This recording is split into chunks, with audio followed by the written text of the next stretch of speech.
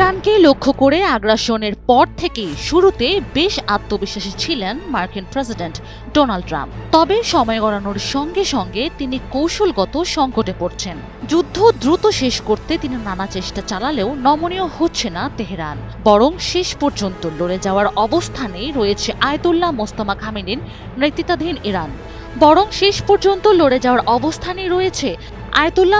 খামেনির নেতৃত্বাধীন ইরান।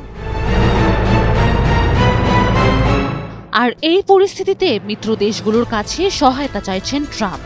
সেখানেও খুব একটা সুবিধা করতে পারছেন না তিনি। একের পর এক দেশ সেই তার আহ্বানে সাড়া দিতে অনাগ্রহ দেখাচ্ছে। এমনকি পশ্চিমা সামরিক জোট ন্যাটো সরাসরি যুক্তরাষ্ট্রের ডাকে সাড়া দেয়নি। বিশ্বের গুরুত্বপূর্ণ জ্বালানি পরিবহন করিডর হিসেবে পরিচিত হরমুজ প্রণালী বর্তমানে ইরানের নিয়ন্ত্রণে রয়েছে বলে দাবি করছে ওয়াশিংটন। এই সামুদ্রিক পথ উন্মুক্ত করতে ন্যাটো মিত্র দেশগুলোর সহায়তা চেয়েছিলেন ট্রাম্প। তবে তার এই উদ্যোগে সাড়া না দিয়ে বেশ দূরত্ব বজায় রাখছে বিভিন্ন দেশ।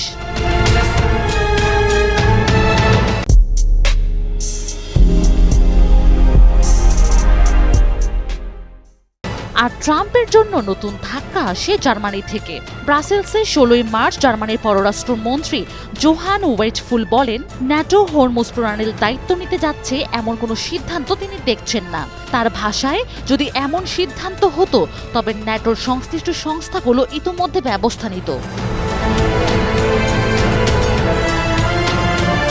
14 মার্চ নিজের সামাজিক যোগাযোগ মাধ্যম ট্রুথ সোশ্যালে ট্রাম্প দাবি করেছিলেন, ইরানের অবরোধে ক্ষতিগ্রস্ত দেশগুলো যুক্তরাষ্ট্রের সঙ্গে মিলে হরমুজ প্রণালী নিরাপদ রাখতে কাজ করবে। তিনি আশা প্রকাশ করেছিলেন চীন, ফ্রান্স, জাপান, দক্ষিণ কোরিয়া এবং যুক্তরাজ্য এই উদ্যোগে যোগ দিবে। কিন্তু বাস্তবতা যেন পুরোই উল্টো। জাপানের ক্ষমতাসীন লিবারেল ডেমোক্রেটিক পার্টির নীতি নির্ধারণী প্রধান তাকাউকি কোবায়াশি জানান, সাংবিধানিক ও আইনি বাধার কারণে ওই অঞ্চলে নৌবাহিনী পাঠানো টোকিওর জন্য অত্যন্ত কঠিন। অন্যদিকে ফ্রান্সও ট্রাম্পের আহ্বান প্রত্যাখ্যান করেছে। দেশটির পররাষ্ট্র মন্ত্রণালয় জানায়, মধ্যপ্রাচ্যে নতুন করে কোনো যুদ্ধজাহাজ পাঠানো হচ্ছে না। বর্তমানে তাদের বিমানবাহী রণতরী পূর্ব ভূমধ্যসাগরে কেবল প্রতিরক্ষামূলক অবস্থানে রয়েছে।